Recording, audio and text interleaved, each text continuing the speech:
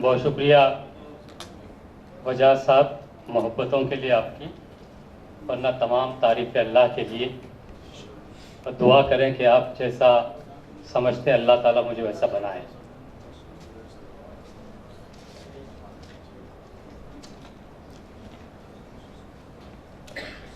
جناب صدر،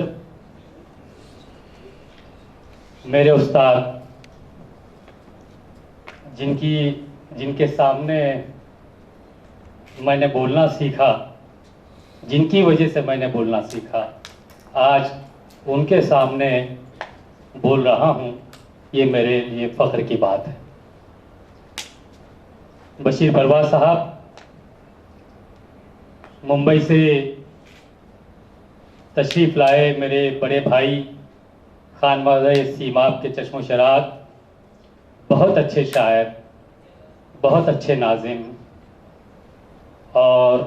quiz master کی حیثیت سے پورے ملک میں اپنی شناخت قائم کرنے والے نوجوان، اردو میڈیم طلبہ کے سپر اسٹار جسے کہہ سکتے ہیں، حامد اقبال صدیقی صاحب اس شہر کی نمائندگی اور اردو ادب اور ثقافت کو ہندوستان بھر میں پہنچانے کا جنہوں نے بیڑا اٹھایا ہے، میری مراد ایڈوکیٹ یو این بیریا صاحب، ظاہر علی خان صاحب، خدمت خلق آرگنائزیشن آف انڈیا کے صدر، اچھے استاد میرے کرم فرما اعجاز منظور عالم، وجاہت عبدالستار، آصف اقبال، اور معزز و محترم سامعین، بار بار یہ کہا گیا کہ جو لوگ یہاں موجود ہیں وہ ادب سے تعلق رکھتے ہیں، ادبی لوگ ہیں، لیکن یہ دل کے بہلانے کو خیال اچھا ہے، کہیں نہ کہیں ہماری کمی ہے، اس بات کا بھی اعتراف کرنا چاہیے۔ حاضرین، سراج شولاپوری، ان کی کتاب سے پہلے اگر یہ کہا جائے کتاب اور اچھے لوگ فوراً سمجھ میں نہیں آتے،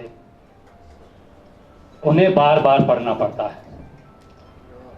اور سراج کی شاعری کو بھی بار بار پڑھنے کی ضرورت ہے، سراج کو بھی بار بار پڑھنے کی ضرورت ہے۔ اس دنیا میں ہمیشہ آئنسٹائن کا ایک قول ہے کہ ذہین ترین لوگوں کو ہمیشہ اوسط درجے کی ذہنیت نے شدید نقصان پہنچایا ہے، اور اوسط درجے کی ذہنیت ہر جگہ ذہین ترین شخصیات کو ڈسٹرب کرنے کا کام کرتی ہیں، اور ایسی ذہنیت سے ڈسٹرب ہونے والا شخص سراج شولاپوری ہے، اور ایسی ذہنیت سے ملول ہونے والے لوگ کہیں نہ کہیں اپنے اندر سے جو چنگاری ہوتی ہے اسے باہر نکالنے کا، شعر کی صورت میں یا نثر کی صورت میں انہیں باہر نکالتے ہیں۔ سراج شولاپوری نے اس کتاب میں اپنی تمام جو خوبیاں ہیں، تمام اپنی جو صلاحیتیں ہیں، تمام اپنی جو محرومیاں ہیں، اس کا اظہار اس کتاب میں سراج شولاپوری نے کیا ہے۔ اور جب شاعر اپنی محرومیوں کا ذکر کرتا ہے تو وہ نہ صرف شاعر کی محرومیاں ہوتی ہیں بلکہ سماج کی محرومیاں کہلاتی ہیں۔ سراج ورسٹائل شاعر ہے، ان کے پاس ہر طرح کی شاعری، ہر طرح کا نمونہ، ہر طرح کے الفاظ اور اس کا استعمال ہے۔ میں نے صبح میں ایک بات کرتے کرتے حامد اقبال صاحب سے کہا تھا کہ یار شعر میں یا نثر میں جب یہ لفظ کا استعمال ہوتا ہے یا تو کا استعمال ہوتا ہے تو نثر اور شعر کی خوبصورتی متاثر ہوتی ہے۔ تو حامد نے بہت فوراً کہا کہ اسے صوتی تناثر کہتے ہیں، تنافر کہتے ہیں۔ یہ الفاظ ایسے الفاظ جن کے استعمال سے شعر یا نثر متاثر ہو، اسے صوتی تنافر کہتے ہیں۔ لیکن آپ کو یہ سن کر حیرت ہوگی کہ سراج شولاپوری کی شاعری میں یہ تو کئی بار استعمال ہوا ہے، لیکن اپنے حسن کے ساتھ، اپنی تمام تر حسن کے ساتھ، الگ الگ سطحوں میں، الگ الگ زاویوں میں، الگ الگ سمتوں میں سراج نے یہ اور تو کو استعمال کیا۔ یہ ایسی خوبی ہے کہ جو پڑھنے والا جب پڑھتا ہے بلکہ پڑھتا ہی رہتا ہے۔ بہت مختصر کئی ان کے اشعار ہیں، جیسا یہ جس کا کہیں چھاؤں مل نہ جائے، یہ جو شعر ہے مکمل اس طرح سے: اسی دھوپ کے سفر سے میرا حوصلہ ہے قائم، مجھے ڈر ہے راستے میں کہیں چھاؤں مل نہ جائے۔ یہ دیکھیے آخر یہ استعمال دیکھیے، یہ کہا آخر یہ کس مقام پہ ٹھہری ہے زندگی جہاں، آخر یہ کس مقام پہ ٹھہری ہے زندگی جہاں، خواب عروج بھی نہیں، خوف زوال بھی نہیں۔ اور یہ دیکھیے ایک شعر، بہت مجھے یہ شعر پڑھ کر دوسرا شعر جو مجھے یاد آیا: وہاں وہاں سے زخم ہی ملے مجھے، جہاں جہاں میں جسم و جان لے گیا۔ یہ شعر پڑھتے ہی مجھے ایسے ویسے کیسے کیسے ہو گئے، کیسے کیسے ایسے ویسے ہو گئے۔ دیکھیے لفظ کا استعمال اگر صحیح جگہ ہو جائے تو وہ شعر زندہ رہ جاتا ہے، زندہ ہو جاتا ہے۔ الفاظ کی اپنی ایک دنیا ہے، ہر لفظ اپنی پوری ذمہ داری ادا کرتا ہے۔ کوئی لفظ حفاظت کرتا ہے تو کوئی وار، کوئی حکومت کرتا ہے تو کوئی غلامی۔ جب سے میں نے الفاظ کو پڑھنے کے ساتھ سمجھنا شروع کیا تو میں نے جانا کہ الفاظ نہ صرف معنی رکھتے ہیں بلکہ یہ تو دانت بھی رکھتے ہیں جو کاٹ لیتے ہیں، یہ ہاتھ بھی رکھتے ہیں جو گریبان پھاڑ دیتے ہیں، یہ پاؤں بھی رکھتے ہیں جو نوچ ڈالتے ہیں۔ اور جب الفاظ کو اسلحے کا ہتھیار تھما دیا جائے تو یہ وجود کو چھلنی چھلنی کرنے کی قدرت رکھتے ہیں۔ اس لیے الفاظ کے استعمال سے پہلے محتاط رہیں، کیونکہ آپ کے غلام ہیں الفاظ اور آپ بادشاہ ہیں اس کے استعمال کے، اور بادشاہ اپنی رعایا کا ذمہ دار ہوتا ہے اور اپنے سے بڑے بادشاہ کے سامنے جواب دہ بھی۔ اور یہ کام شاعری کی صورت میں، نثر کی صورت میں ادیب اور شاعر کر رہے ہیں۔ سراج شولاپوری ایک ایسا نام ہے شہر شولاپور کے لیے کہ جس کے نام کے ساتھ شولاپور جڑا ہوا ہے۔ جہاں جہاں اپنا سفر طے کرتا ہے وہاں وہاں وہ شولاپور کو اپنے ساتھ لے چلتا ہے۔ ابھی 2 دن پہلے ہمارے آفس میں سراج شولاپوری صاحب تشریف لائے تھے، تو ہمارے مینیجر کوثر احمد ہے، انہوں نے ان کو دیکھ کر انہیں یاد آئے میم ناگ، تو کہا میم ناگ ایک ایسا افسانہ نگار ہے جن کا حال ہی میں انتقال ہوا، وہ اپنے میں ڈوبا رہتا ہے، وہ اس کی پرتیں کوئی کھول نہیں سکتا، وہ کیا ہے کسی کو معلوم نہیں، وہ کیا کہنا چاہتا کوئی جانتا نہیں، لیکن جب وہ لکھتا ہے اور اس کی تحریر صفحات پر آتی ہے تو کھل جاتا ہے۔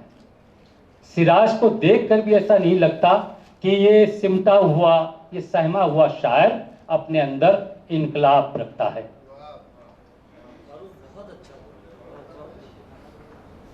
اور یہ ہمارے شہر کی، یا بلکہ جس شہر میں جو شاعر ہوتا ہے وہاں اس کی پذیرائی اگر ہو جائے، اس کی ہمت افزائی ہو جائے، اس کے لیے سرمایہ حیات ہوتا ہے۔ لیکن ہر بار سراج صاحب کو خدمت خلق آرگنائزیشن والے یہ دلاسا دے کر چھوڑ دیتے ہیں کہ یہاں پر جو لوگ ہیں وہ ادب کے چاہنے والے ہیں، لیکن بھائی جو لوگ نہیں ہیں، جو سراج کو جانتے نہیں ہیں، ان کو بھی سراج تک پہنچانا یا سراج کو ان تک پہنچانا ہم سب لوگوں کی ذمہ داری ہے، جس میں ہم سب لوگ کم پڑ رہے ہیں۔ اس بات کا اعتراف ہم سب کو کرنا چاہیے۔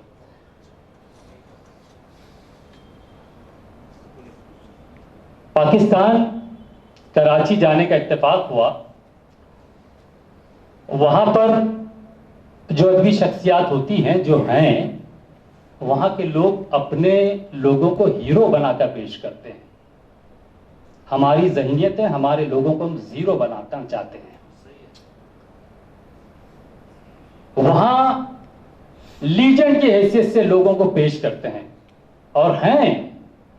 ہمارے میں جتنی خوبیاں ہیں ان کو چھوڑ کر ہم اس جگہ پر بیٹھنے کی کوشش کرتے ہیں جہاں پر زخم ہے، اور اس مکھی کے مانند ہے جو پورا جسم چھوڑ کر اسی زخم پر بیٹھ کر اسے اور گہرا کرنا چاہتی ہے۔ ہمارے پاس ایسے ایسے جوہر ہیں سراج شولاپوری کی شکل میں، انہیں ہمیں لوگوں تک پہنچانے کی ضرورت ہے، ان کی بھرپور پذیرائی کی ضرورت ہے، اور ایسے کرب سے گزرنے والا شاعر جسے نہ اپنے لوگوں نے، جسے نہ اپنے زمین نے قبول کیا، نہ کسی اور زمین، کوئی اور زمین قبول کرنے کے لیے تیار نہیں ہے، اس کا جو کرب ہے، اس کی جو شدت ہے، اس کی جو تڑپ ہے، اس کی جو محرومیاں ہیں، اس کا اظہار کرنے کے لیے اس نے شاعری کا حوالہ لیا ہے، شاعری کو اپنا حوالہ بنایا ہے، اور اسی حوالے کی طفیل آپ کے سامنے اپنی محرومیوں کو پیش کرتا ہے۔ کئی غزلوں کے بعد مجھے یہ شعر دیکھیے، ورق کیوں بھیگ جاتا ہے یہ آخر، کتنی بڑی بات ایک دوسرے مصرے میں انہوں نے کہہ دی ہے۔ ورق کیوں بھیگ جاتا ہے یہ آخر، غزل ہے چشم نم یا میں غزل میں۔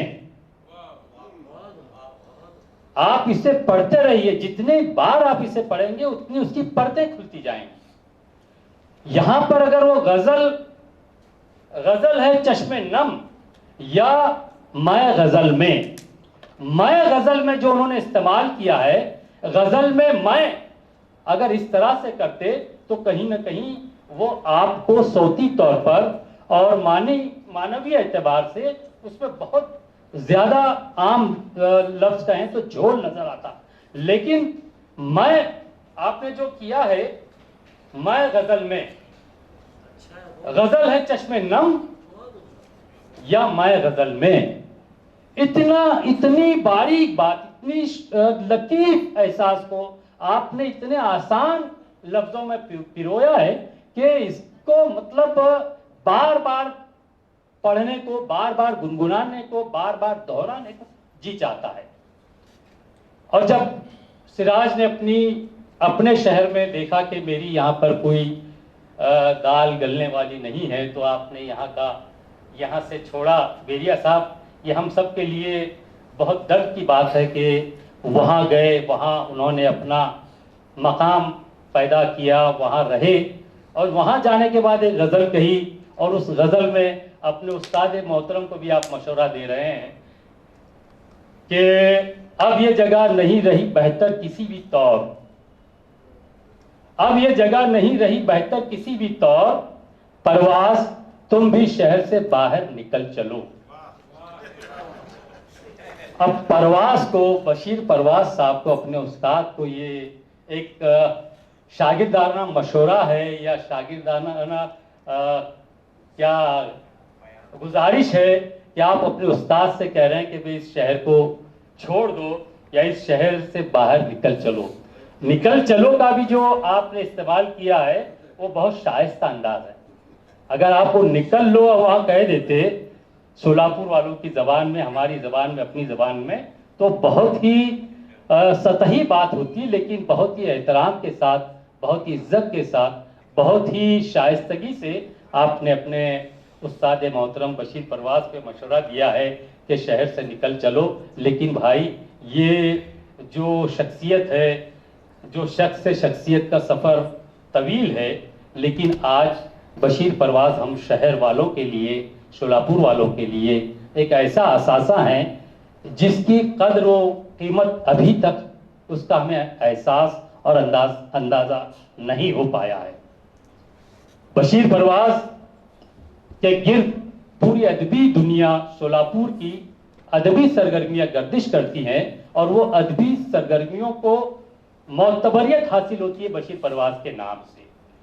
تو اگر آپ ان کو یہاں سے نکل چلنے کا مشورہ دیں گے، یہاں سے باہر جانے کا مشورہ دیں گے، تو حال حال یہ شہر ہو جائے گا۔ اور دیکھیے دوستو، چھوٹا منہ بڑی بات ہوگی کہ انسان کو 3 طرح کی بھوک لگی، 3 طرح کی بھوک لگی۔ ایک جسم کی بھوک ہے جسے ہم کھانا کھا کر مٹا لیتے ہیں، ایک روح کی بھوک ہے جسے نماز، روزہ اور عبادات کے ذریعے اس بھوک کو مٹاتے ہیں، لیکن ایک دماغ کی بھوک ہے جس کا علاج ہمارے پاس ہوتے ہوئے بھی ہم اسے کرنا نہیں چاہتے۔ دماغ کا علاج ہے علم۔ علم سے مراد فنون لطیفہ، شاعری، نثر، موسیقی، جتنے بھی ہیں، یہ دماغ کی بھوک مٹانے کا ذریعہ ہے۔ یہ بھوک نہیں مٹتی، اس کے لیے ہم بیماریوں کا شکار ہو جاتے ہیں۔ بڑی بڑی بیماریاں اس بھوک کو ختم نہ کرنے کی وجہ سے ہوتی ہیں۔ یہ بہت ہی سائنٹیفک بات ہے، اس پر غور کرنے کی ضرورت ہے۔ یہ ادبی مذاکرے، ادبی محفلیں، ادبی سرگرمیاں، یہ شاعری، مشاعروں کا انعقاد، یہ افسانے، یہ تمام چیزیں جو ہے آپ کی غذا ہیں، آپ کے دماغ کی غذا ہیں۔ اس غذا کو ہم کو لینا چاہیے، کھانا چاہیے، تاکہ ہماری بھوک کا علاج ہو۔ انہی باتوں کے ساتھ بار بار آپ کو یہ 4تھی کتاب کے لیے 4 بار مبارکباد، پھر 5ویں کتاب جو آپ کی آئے گی اس کے لیے بھی پھر مبارکباد، بہت بہت مبارکباد۔ ہم جیسے ادب کے چھوٹے طالب علم، میں تو طالب علم ہوں، ہمیشہ جب تک بچوں کا رسالہ نکالتا رہوں گا طالب علم ہی رہوں گا۔ میرے جیسے ایک طالب علم کو آپ اتنا بڑا اسٹیج دیتے ہیں، یہ میرے لیے بہت بڑی بات ہے۔ بہت بہت شکریہ۔ خدا حافظ۔